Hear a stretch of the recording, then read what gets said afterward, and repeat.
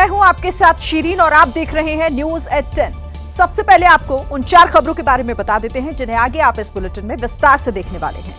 आज पीएम मोदी राजस्थान के बीकानेर में थे।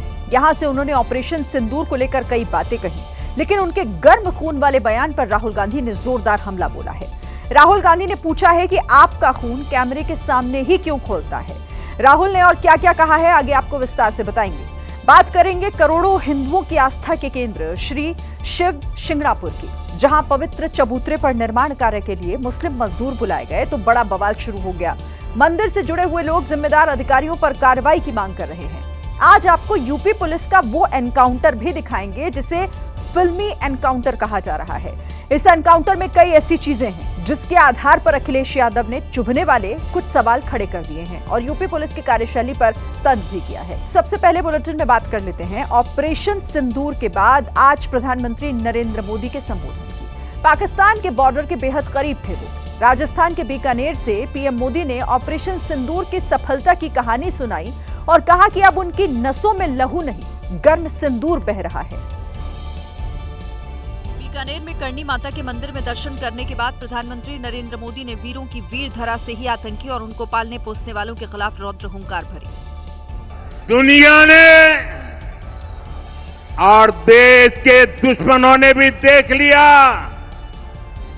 कि जब सिंदूर बारूद बन जाता है तो नतीजा क्या होता है।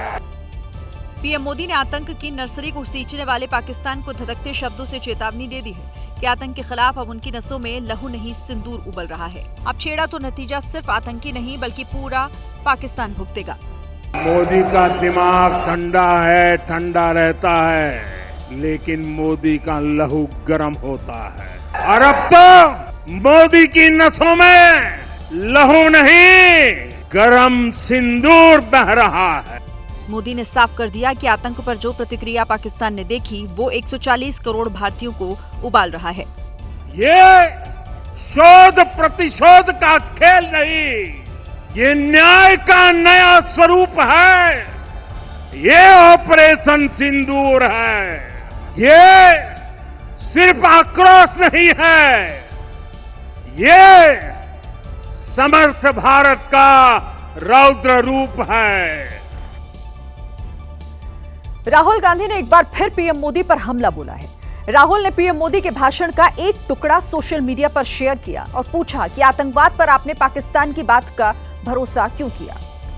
इस पोस्ट में राहुल गांधी ने पीएम मोदी के उस भाषण के हिस्से को शेयर किया जो पीएम मोदी ने 12 मई को देश के संबोधन में दिया था। पाकिस्तान की तरफ से जब ये कहा गया कि उसकी ओर से आगे कोई आतंकी गतिविधि और सैन्य दुस्साहस नहीं दिखाया जाएगा, तो भारत ने भी उस पर विचार किया। अब राहुल गांधी ने 3 सवाल पूछते हुए लिखा, मोदी जी खोखले भाषण देना बंद कीजिए, सिर्फ इतना बताइए आतंकवाद पर आपने पाकिस्तान की बात पर भरोसा क्यों किया। ट्रंप के सामने झुककर आपने भारत के हितों की कुर्बानी क्यों दी। आपका खून सिर्फ कैमरों के सामने ही क्यों गर्म होता है। राहुल ने इस पोस्ट में यह भी लिखा कि पीएम मोदी ने भारत के सम्मान से समझौता कर लिया। इससे पहले राहुल गांधी ने विदेश मंत्री एस जयशंकर का एक बयान शेयर किया था और आरोप लगाया था कि हमले से पहले ही पाकिस्तान को सूचना दे दी गई थी। पीएम मोदी ने ऑपरेशन सिंदूर की सफलता गिनाई तो कांग्रेस ने उनके भाषण की लाइनों को फिल्मी डायलॉग बता दिया और पूछा कि पहलगाम में सुरक्षा चूक का जिम्मेदार कौन है। मोदी का दिमाग ठंडा है, ठंडा रहता है, लेकिन मोदी का लहू गर्म होता है और अब तो मोदी की नसों में लहू नहीं, गर्म सिंदूर बह रहा है। पीएम मोदी के इस भाषण पर कांग्रेस के नेता पवन खेड़ा ने सोशल मीडिया पर लिखा, साहब सिंदूर को रगों में नहीं चढ़ाया जाता, मांग में सजाया जाता है। निर्दोषों के खून पर ऊंची राजनीति करने में तो आपका कोई मुकाबला नहीं। इसके अलावा कांग्रेस नेता ने पीएम मोदी से 5 सवाल पूछे। ट्रंप के कहने पर सिंदूर का सौदा क्यों किया। पहलगाम में सुरक्षा चूक का जिम्मेदार कौन है। चारों आतंकवादी आज तक लापता क्यों हैं? विदेश मंत्री ने सैन्य कार्रवाई से पहले पाकिस्तान को फोन पर सूचित क्यों किया? इस फोन कॉल का भारत को क्या नुकसान हुआ? सीज फायर की घोषणा यदि मोदी भी करते या दोनों के राष्ट्रपति प्रधान करते तो ये सवाल खड़े नहीं होते। हमारे जयशंकर जी बता दें कि जो फर्जी है, जो ट्वीट है, वो ट्वीट झूठ है, ये वो बताए, उसका मतलब क्या है। कांग्रेस कह रही है कि वो सेना के पराक्रम की तारीफ कर रही है, लेकिन सरकार की बातों पर उसे भरोसा नहीं। आज 22 मई है। आज से ठीक एक महीना पहले 22 अप्रैल को पहलगाम में आतंकियों ने 27 निहत्थे लोगों की बेरहमी से हत्या कर दी थी। सैलानियों का धर्म पूछकर मारने वाले दरिंदों का अब तक कोई सुराग नहीं मिल पाया। इस मुद्दे पर राजनीति भी जमकर हो रही है। महिलाओं के सामने धर्म पूछकर उनके पति के सिर में गोली मारने वाले आतंकी वापस पाकिस्तान भाग गए या फिर देश के ही किसी कोने में छिपे हुए हैं? इस सवाल का जवाब फिलहाल किसी के पास नहीं है। ना इस प्रकार से पुलवामा के आतंकवादियों का खात्मा हुआ, पता नहीं वो कौन थे, कहाँ गए, कहाँ से आए, और अब पहलगाम में भी यही हो रहा है। बस बड़ी बड़ी लंबी लंबी भाषण चल रहे। अब हमारे प्रधानमंत्री पहलगाम के ऊपर लोगों को कथा कथन करने वाले। जो सवाल संजय राउत का है, वही सवाल लगभग पूरे विपक्ष और देशवासियों का भी है। पिछले 18 महीने में 3 और आतंकी हमले में ये जिम्मेदार थे। पुंछ में एक आतंकी हमला हुआ था, गगनगिर में, गुलमर्ग में आपको याद होगा, चौथा आतंकवाद हमला हुआ पहलगाम में। यही लोग तो जिम्मेदार थे। जयराम रमेश ने पीएम मोदी के बीकानेर में दिए भाषण के बाद एक बार फिर पहलगाम के लापता आतंकियों का मुद्दा उठाया और सोशल मीडिया पर लिखा, पीएम ने जिस तरह से एक बार फिर फिल्म जैसे खोखले डायलॉग्स का सहारा लिया, उससे ज्यादा गंभीर सवाल ये है कि पहलगाम के निर्दयी हत्यारे अब तक खुले क्यों घूम रहे हैं। पहलगाम में आतंकी हमले के जख्म अभी ताजा हैं। इस मौसम में पर्यटकों से गुलजार रहने वाला पहलगाम आज भी उदास है। सैलानियों के नहीं आने से कारोबारी और दुकानदार मायूस हैं। 30 दिन बाद भी पहलगाम में सन्नाटा छाया हुआ है। यहाँ की कुर्सियाँ और बेंच खाली है, कोई बैठने वाला नहीं आ रहा। इस समय हम पहलगाम के उस सेल्फी पॉइंट पे खड़े हैं जहां पर आम दिनों में पर्यटकों की भीड़ हुआ करती थी।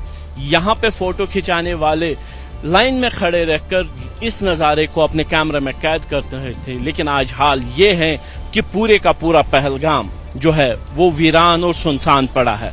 गाइडलाइंस की वजह से अभी पहलगाम के टूरिस्ट स्पॉट बंद है, लेकिन स्थानीय लोगों की मांग है कि सुरक्षा बढ़ाकर यहाँ जल्द से जल्द पर्यटन शुरू किया जाए। सिक्योरिटी के अच्छे इंतजाम है, यहाँ सिक्योरिटी है, यहाँ उनको फाल किया जाए, उन जगहों पे लगाया जाए, लेकिन टूरिज्म को हम जो है रिवाइव करना है। पहलगाम के लोग आतंकी हमले को काला धब्बा मान रहे हैं। उन्हें लगता है कि आतंकी हमले से जो चोट पहुंची है उसकी भरपाई करने में वक्त लगेगा। राहुल गांधी एक बार फिर जम्मू कश्मीर के दौरे पर जा सकते हैं। खबर है कि इस बार राहुल गांधी पुंछ जाएंगे और उन परिवारों से मिलेंगे जो पाकिस्तान की तरफ से हुए हमले में पीड़ित हुए हैं। सूत्र बता रहे हैं कि राहुल गांधी का पुंछ दौरा 25 मई को हो सकता है। आपको बता दें कि पाकिस्तान की तरफ से हुई गोलाबारी का सबसे ज्यादा नुकसान पुंछ में ही हुआ है। इससे पहले जब 22 अप्रैल को पहलगाम में आतंकी हमला हुआ था, तब राहुल गांधी 25 अप्रैल को श्रीनगर पहुंचे थे और अस्पताल में भर्ती घायलों के साथ साथ स्थानीय लोगों से भी मिले थे। The idea behind what has happened is to divide society, is to make brother fight brother, and it is very important that every single Indian stands united, stands together. 30 अप्रैल को राहुल गांधी कानपुर भी पहुंचे थे और पहलगाम हमले में मारे गए शुभम द्विवेदी के परिजनों से मुलाकात की थी। 2 दिन पहले उत्तराखंड सरकार ने मदरसों के सिलेबस में ऑपरेशन सिंदूर का चैप्टर शामिल करने की बात कही थी। अब बीजेपी शासित दूसरे राज्यों में भी ये मांग जोर पकड़ने लगी है। मध्य प्रदेश में बीजेपी विधायक ने मांग की है कि उनके राज्य में भी सेना के पराक्रम की वीर गाथा पढ़ाई जाए। सेना ने जिस तरह से पाकिस्तान में आतंकी अड्डों को तबाह किया, उसे पाठ्यक्रम में शामिल करने की मांग मध्य प्रदेश के बीजेपी विधायक रामेश्वर शर्मा ने उठाई है। आज भली ऑपरेशन सिंदूर हुआ है, लेकिन 10 साल बाद जो विद्यार्थी पढ़ेंगे उनको भी लगेगा कि फला समय हमारे बेटियों का सिंदूर उजाड़ा था और भारत के सैनिकों ने तुरंत मुंहतोड़ जवाब दिया। उधर कांग्रेस पूछ रही है कि क्या पाठ्यक्रम में मंत्री विजय शाह का वो अभद्र बयान भी शामिल किया जाएगा जो उन्होंने कर्नल सोफिया कुरैशी को लेकर दिया था। लेकिन रामेश्वर शर्मा जी क्या ये बताएंगे कि जो इनके मंत्रियों और इनके उप मुख्यमंत्री और इनके विधायकों ने देश की बेटी और देश की सेना का अपमान किया है, उसके बारे में क्या पढ़ाया जाएगा? मंत्री विजय शाह पर मुख्यमंत्री मोहन यादव अब भी मेहरबान हैं और कांग्रेस लगातार उन्हें मंत्रिमंडल से बर्खास्त कर गिरफ्तारी की मांग कर रही है। ऑपरेशन सिंदूर को लेकर कांग्रेस के एक नेता ने ऐसा बयान दिया जिससे विवाद का नया पिटारा खुल गया है। कांग्रेस नेता ने सरकार से सवाल पूछा और जवाब मांगा कि युद्ध में कितना नुकसान हुआ। महाराष्ट्र में कांग्रेस के बड़े नेता और विधायक विजय वडेट्टीवार ने ऑपरेशन सिंदूर पर सरकार से हिसाब मांगा है। चाइना मेड 5000 ड्रोन उन्होंने भेजा, वो चाइना के थे। उस ड्रोन की कीमत 15,000 है, उसमें कुछ नहीं होता है। मिसाइल की कीमत 15 लाख थी एक ड्रोन गिराने के लिए, वो 15,000 का ड्रोन, वो चाइना की उसके पीछे पॉलिसी थी। ये भी कहा जाता है। ऑपरेशन सिंदूर के जरिए सरकार पर हमला हुआ तो महाराष्ट्र के सीएम देवेंद्र फडणवीस ने पलटवार किया। देखो, मैं हमेशा ये कहता हूँ, मूर्खों को जवाब नहीं देना चाहिए। जिनको ये समझ में नहीं आता कि हमारी सेना के लोग अपनी जान जोखिम में डालकर लड़ाई करते हैं, इसकी भी उनको परवाह नहीं है। ये मूर्ख लोग हैं, इनको फाइटर ड्रोन क्या होता है ये पता नहीं है। विजय वडेट्टीवार ने पाकिस्तान से तनाव के दौरान 3-4 राफेल गिरने का भी जिक्र किया। ऐसे ही आरोप पाकिस्तान भी लगाता रहा है। पहलगाम हमले के बाद भी वडेट्टीवार ने सवाल पूछा था कि क्या आतंकियों के पास धर्म पूछकर मारने का समय था। मध्य प्रदेश की इंदौर पुलिस ने कार्टूनिस्ट हेमंत मालवीय के खिलाफ केस दर्ज कर दिया है। आरोप है कि हेमंत मालवीय ने पीएम मोदी और आरएसएस को लेकर विवादित कार्टून बनाया था। इंदौर के लसूड़िया थाने में हेमंत मालवीय के खिलाफ ये केस दर्ज हुआ है। हेमंत मालवीय ने विवादित कार्टून सोशल मीडिया पर शेयर किए थे, जिसके बाद विनय जोशी नाम के युवक ने शिकायत दर्ज कराई और मामला दर्ज हो गया। 196 299 302 352 353 BNS और 67 IT एक्ट का प्रकरण हेमंत मालवीय के विरुद्ध पंजीबद्ध किया है। हेमंत मालवीय अपने कार्टून को लेकर कई बार चर्चा में आ चुके हैं। इससे पहले बाबा रामदेव के खिलाफ भी उन्होंने कार्टून बनाया था, जिसके बाद हरिद्वार के कंखल थाने में हेमंत के खिलाफ केस दर्ज हुआ था। भारत पाकिस्तान युद्ध के बाद देश में छिपे गद्दारों का रोजाना पर्दाफाश हो रहा है। यूपी एटीएस ने 2 ऐसे आईएसआई एजेंट्स को गिरफ्तार किया है जो खाते तो हिंदुस्तान का थे लेकिन गाते पाकिस्तान का थे। वाराणसी से जिस तुफैल नाम के आईएसआई एजेंट की गिरफ्तारी हुई वो पाकिस्तान में बैठे एक हैंडलर के संपर्क में था। तुफैल पाकिस्तान के प्रतिबंधित आतंकी संगठन तहरीक-ए-लब्बैक के नेता मौलाना साद रिजवी के वीडियो शेयर करता था। यही नहीं, तुफैल ने व्हाट्सएप ग्रुप पर देश के कई महत्वपूर्ण जगहों जैसे राजघाट, नमो घाट, ज्ञानवापी मस्जिद, जामा मस्जिद, लाल किला और निजामुद्दीन औलिया से जुड़ी जानकारी भी पाकिस्तानी नंबरों पर शेयर की थी। एटीएस ने दिल्ली में स्क्रैप का कारोबार करने वाले मोहम्मद हारून को भी गिरफ्तार किया। हारून पाकिस्तानी उच्चायोग में मौजूद मोहम्मद मुजम्मिल हुसैन के संपर्क में आया और उसके बाद दिल्ली समेत कई महत्वपूर्ण ठिकानों की जानकारियां शेयर करता रहा। कब पुलिस आई? कल। अच्छा, तो हारून को अपने साथ लेकर गए? हाँ, हमें बता के नहीं ले गए, किसी ने बताया कि ले गाड़ी में डाल के। अच्छा। हमने बिगड़ पूछे लेके गए। क्या काम करता है हारून? ये स्क्रैप का करता है, टुकड़े वाले ला के। ये तो बेकसूर फंसा रहे हैं ये। मोहम्मद हारून के पाकिस्तान में रिश्तेदारी है, जिसकी वजह से उसके कांटेक्ट पाकिस्तानी उच्चायोग से हो गए थे और तभी से ये मुजम्मिल हुसैन के संपर्क में आया था। महाराष्ट्र के अहमदनगर में श्री शनि शिंगणापुर मंदिर में चल रहे निर्माण कार्य को लेकर एक नया बवाल खड़ा हो गया है। इसकी वजह मंदिर का वो चबूतरा है जहां बड़ी संख्या में मुस्लिम धर्म के कर्मचारी काम कर रहे हैं। श्री शनि शिंगणापुर मंदिर करोड़ों हिंदुओं की आस्था का केंद्र है। यहाँ के पवित्र चबूतरे पर 21 मई को ग्रिल लगाई गई, लेकिन कुछ लोगों को ये बात चुभ गई है। ग्रिल लगाने के लिए मुस्लिम धर्म के मजदूरों को क्यों लगाया गया? हिंदुओं के मंदिर में, और वो भी मंदिर में जो भगवान की शिला है, वहाँ पे स्वच्छता करने का कॉन्ट्रैक्ट या उनको काम किसने दिया, क्यों दिया, ये महत्वपूर्ण बात यहाँ पे है। जिन कर्मचारियों को काम दिया गया है उनके ऊपर तत्काल कार्रवाई होनी चाहिए और जिन अधिकारियों ने ये कृत्य किया है उनके ऊपर भी कार्रवाई होना आवश्यक है। दावा है कि निर्माण कार्य और साफ सफाई में करीब 300 मजदूर लगे थे और सभी मुस्लिम धर्म के थे। विवाद के बाद काम रोक दिया गया, लेकिन अब इस पर सियासत शुरू हो गई है। शनि शिंगणापुर में अगर 300 कर्मचारी जो मुसलमान हैं, अगर वो काम कर रहे हैं, मजदूरी कर रहे हैं, तो अपनी मजदूरी लेके अपने घर जाएंगे और बरसों से कर रहे हैं, बट उनको भी धर्मों में बांट दो। इससे पहले तिरुपति बालाजी मंदिर में भी ऐसा ही विवाद हुआ था, जिसके बाद वहां सिर्फ हिंदू कर्मचारियों की नियुक्ति का आदेश दिया गया था। हिमाचल में मौसम लगातार अपनी चाल बदल रहा है। आंधी तूफान के बीच आसमानी बिजली गिरने के एक वीडियो ने हिमाचल के लोगों की टेंशन बढ़ा दी। बिजली कड़कने की आवाज कई बार सुनी होगी, लेकिन बिजली गिरने की ऐसी तस्वीर पहली बार सामने आई है। ये बिजली बीती रात हिमाचल के सोलन में गिरी, जिसका वीडियो सोशल मीडिया पर वायरल है, जिसे देखकर लोगों की सांस अटक गई, क्योंकि बिजली गिरने का ये दृश्य इतना डरावना था कि जिसने भी देखा उसे दहशत से भर दिया। बता दें कि हिमाचल में मौसम बुरी तरह बिगड़ा हुआ है। बिजली चमकने, आंधी तूफान और बारिश को लेकर मौसम विभाग ने अलर्ट जारी किया है।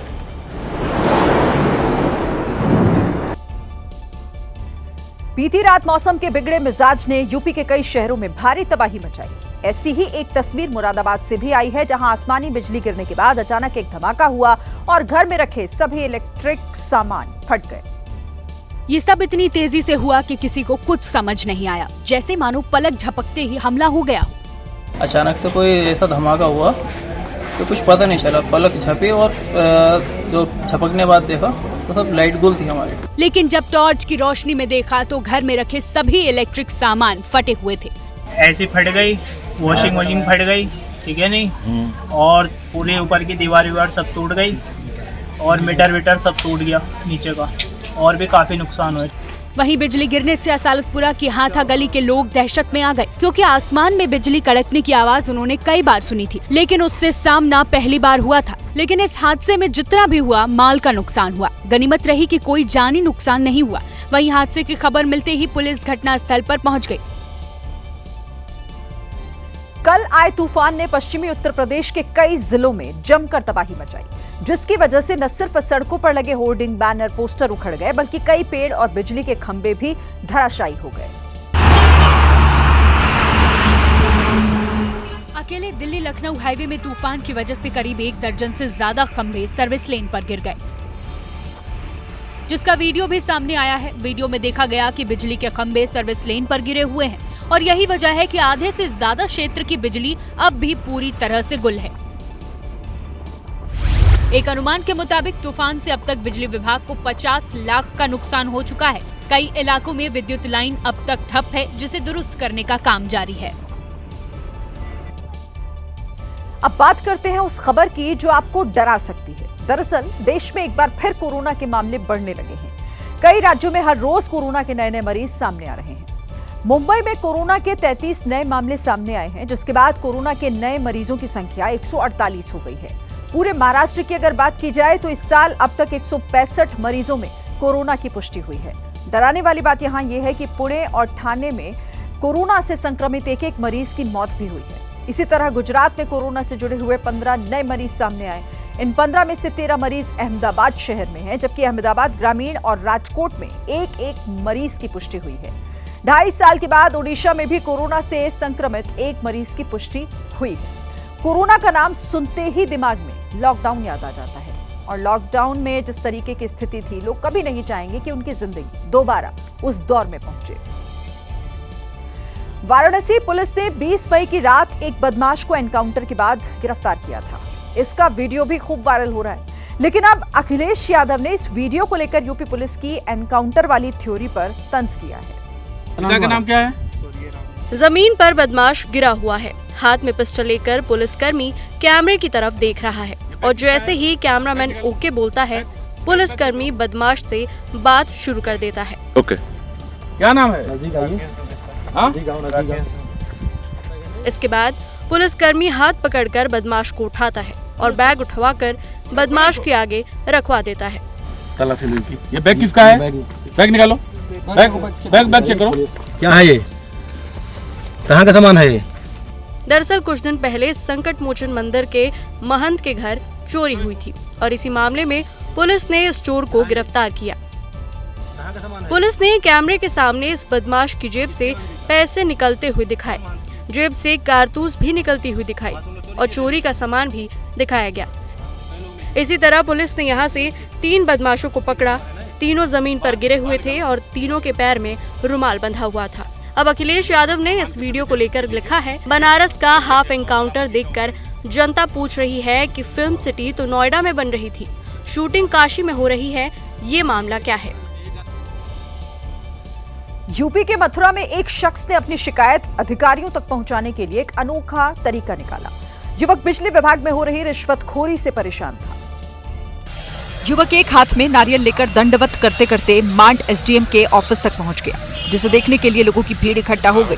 दरअसल रमाकांत नाम का ये शख्स इस बात से नाराज था कि बिजली विभाग के अधिकारी उसकी शिकायत सुनने की बजाय उल्टा उससे रिश्वत की मांग कर रहे हैं। रमाकांत ने बताया कि करीब 1.5 साल पहले उसने बिजली कनेक्शन का लोड भाड़े पर लिया था। इस दौरान उसने बिजली विभाग के कई चक्कर काटे, लेकिन वहां तैनात एक कर्मचारी ने उससे पैसे भी ले लिए और लोड भी कम नहीं किया। बहरहाल ज्वाइंट मजिस्ट्रेट ने तत्काल बिजली विभाग के अधिकारियों को फोन कर पीड़ित की समस्या का 1 हफ्ते में समाधान करने का निर्देश दिया है। बिहार के बेतिया से एक हैरान करने वाली तस्वीर सामने आई। यहाँ कॉलेज में चल रही परीक्षा के दौरान बत्ती गुल हो गई और उसके बाद बच्चे मोबाइल का टॉर्च ऑन करके एग्जाम देते दिखे। पूरे हॉल में गुप्त अंधेरा है, जगह जगह मोबाइल का टॉर्च टिमटिमा रहा है और अंधेरे में बच्चे शोर मचाते हुए परीक्षा दे रहे हैं। एग्जाम दे रहे बच्चे एक दूसरे से चिपक कर ऐसे बैठे हैं मानो मूंगफली खा रहे हो। ऐसी परीक्षा देखकर कोई भी अपना माथा पकड़ सकता है। अब जब मोबाइल ही बच्चों के पास है तो आप ही समझिए कि यहाँ नकल कितनी जोर शोर से चल रही होगी। न कोई रोकने वाला, न कोई टोकने वाला। एग्जाम हॉल में टीचर भी मौजूद है, लेकिन अंधेरा मिटाने के लिए दूसरा कोई उपाय ही नहीं था। पहली बात तो यह कि मोबाइल गया क्या, एग्जाम के टाइम में मोबाइल अंदर गया क्यों, और दूसरा वो बिजली की क्यों नहीं व्यवस्था थी जबकि यहाँ पर जनरेटर है।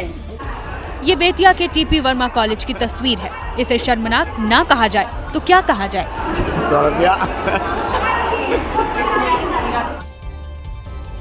बिहार में कटिहार के एक सरकारी स्कूल में बच्चों को दिए जाने वाले मिड डे मील में मरी हुई छिपकली मिलने से हड़कंप मच गया। खबर फैलते ही नाराज ग्रामीणों ने प्रदर्शन किया और स्कूल प्रशासन पर कड़ी कार्रवाई की मांग की। ये जो खाना आपको गंदगी के ढेर पर पड़ा दिखाई दे रहा है, वो मिड डे मील स्कीम का खाना है। ये ही खाना स्कूल में बच्चे खाते हैं। कटिहार के दक्षिण अमोल के सरकारी स्कूल में भी खाना परोसा गया, लेकिन इस खाने में मरी हुई छिपकली पड़ी थी, जिसको खाने के बाद एक छात्रा की तबीयत बिगड़ गई। उल्टियां होने पर उसे अस्पताल में भर्ती कराया गया।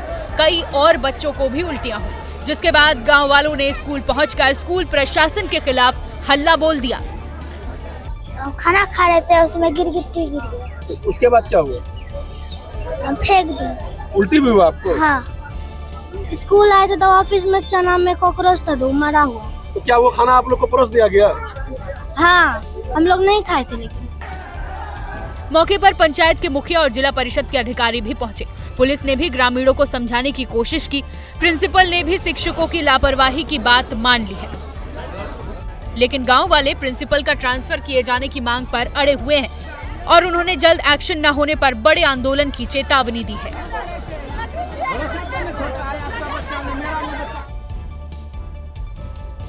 बिहार के पटना में क्रिकेट टूर्नामेंट के दौरान बदमाशों ने दनादन फायरिंग कर दहशत मचा दी। घटना बीती रात करीब 12:30 बजे की है। क्रिकेट टूर्नामेंट का समापन समारोह चल रहा था और सैदाबाद पंचायत की मुखिया ममता देवी के पति भाषण दे रहे थे।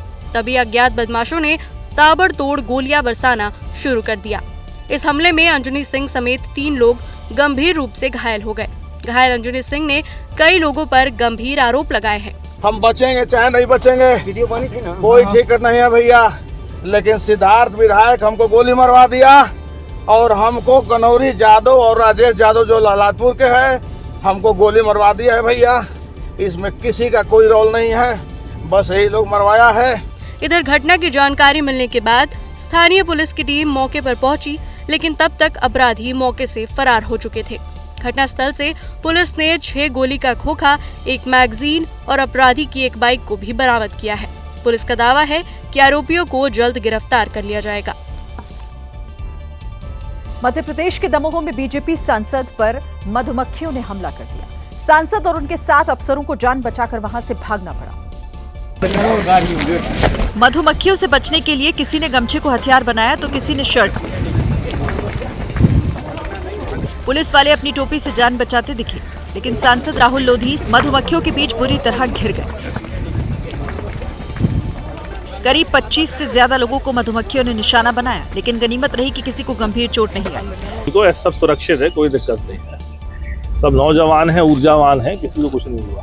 सांसद राहुल लोधी सीतानगर सिंचाई परियोजना का निरीक्षण करने गए थे, तभी मधुमक्खियों का झुंड आ गया और सांसद पर हमला कर दिया, जिसके बाद चारों तरफ अफरा तफरी मच गई। मधुमक्खियों ने किसी का कोई लिहाज नहीं किया, न सांसद बख्शा न अफसरों को। हर एक शख्स मधुमक्खियों के डंक से बचकर भागता दिखा।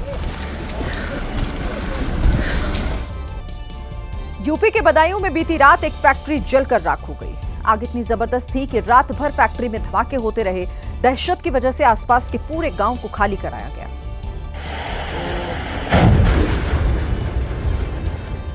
धमाका ऐसा कि पूरा इलाका हिल गया। आग ऐसी जो सब कुछ जलाकर राख कर दे। आग का ये कोहराम कई किलोमीटर दूर से भी दिखाई दिया। ये आग बदायूं के उझानी में मेंथा ऑयल बनाने वाली फैक्ट्री में लगी थी, जिसमें बॉयलर फटा तो ज्वालामुखी फटने जैसा मंजर दिखाई दिया।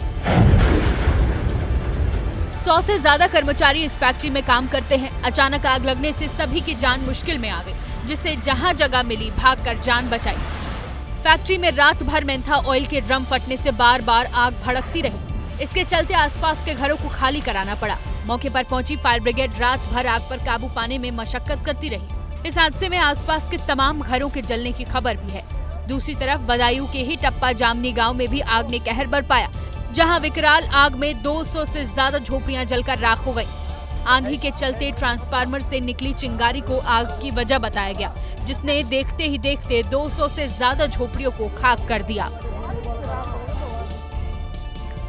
महाराष्ट्र के मुंबई नासिक हाईवे के पास जिंदल फैक्ट्री में लगी आग 30 घंटे के बाद भी नहीं बुझी है। फैक्ट्री में रखे हुए केमिकल की वजह से आग पर काबू पाने में मुश्किलें आ रही हैं। ये आग 20 मई की रात करीब 1 से 2 बजे के बीच लगी थी, लेकिन अब तक सुलग रही है। नंबर देऊन टाकले गाड़ी फायर ब्रिगेडचा बस बोलता और मैं जाऊंगा निकल के कहां जा रहे हो। इस आग से आसमान काले धुएं से भर गया है। गोदाम में रखा कच्चा माल और केमिकल आग को बुझने नहीं दे रहा है।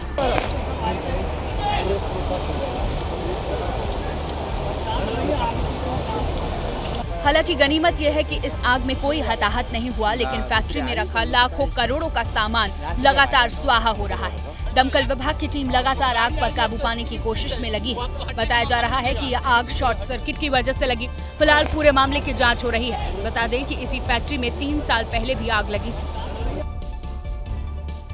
महाराष्ट्र के कोल्हापुर में भीषण आग का कहर दिखा, जहां एक टोल प्लाजा धूं कर जल उठा। भयंकर आग से 2 कैश कलेक्शन केबिन भी जलकर खाक हो गए। राहत की बात यह रही कि किसी के हताहत होने की खबर नहीं है। ये पुणे बैंगलोर नेशनल हाईवे है। इस टोल प्लाजा से एक ट्रक गुजर रहा था। अचानक ट्रक का डीजल टैंक फट गया और देखते ही देखते आग की लपटें तेजी से फैल गई। भयानक आग से टोल प्लाजा में हड़कंप मच गया। आग की लपटों ने 2 कैश कलेक्शन केबिन को भी अपनी चपेट में ले लिया।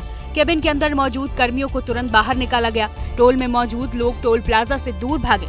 सूचना मिलते ही फायर ब्रिगेड की गाड़ियां पहुंची और आग पर काबू पाया गया।